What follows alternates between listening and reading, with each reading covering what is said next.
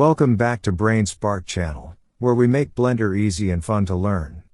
Today, we're diving into Blender Workspaces, a powerful feature that helps you organize and streamline your workflow for different tasks like modeling, animating, and scripting. So, what are workspaces? They're essentially predefined window layouts tailored for specific tasks.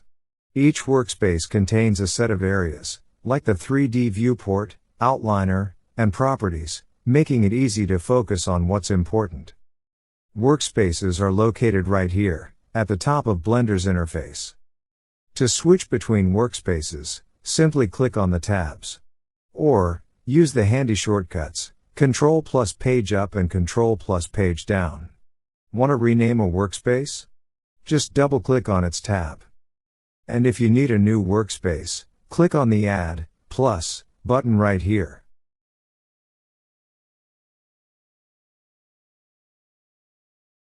Right-click a tab to access the context menu, where you can duplicate, delete, or reorder workspaces.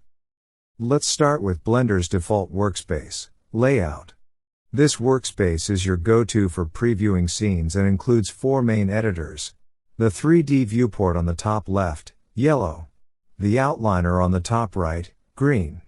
The properties editor on the bottom right, blue. And the timeline on the bottom left, red. But that's just the beginning. Blender offers a variety of preloaded workspaces.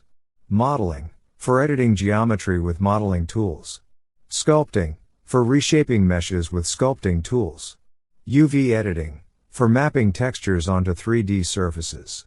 Texture paint, for painting textures directly in the 3D viewport.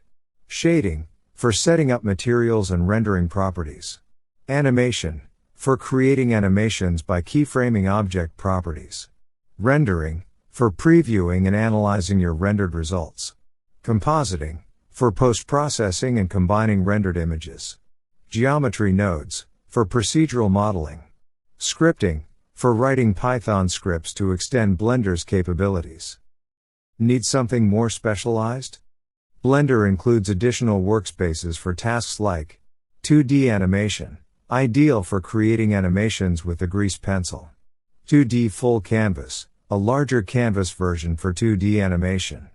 Masking, for creating 2D masks used in compositing or video editing. Motion tracking, for stabilizing footage or calculating camera motion. Video editing, for sequencing media into a final video project. Workspaces are saved directly into your Blend file. If you enable the Load UI option in the file browser, Blender will use the saved layout from the file instead of your current one. You can also save your custom set of workspaces as part of Blender's defaults. Finally, let's talk about workspace settings.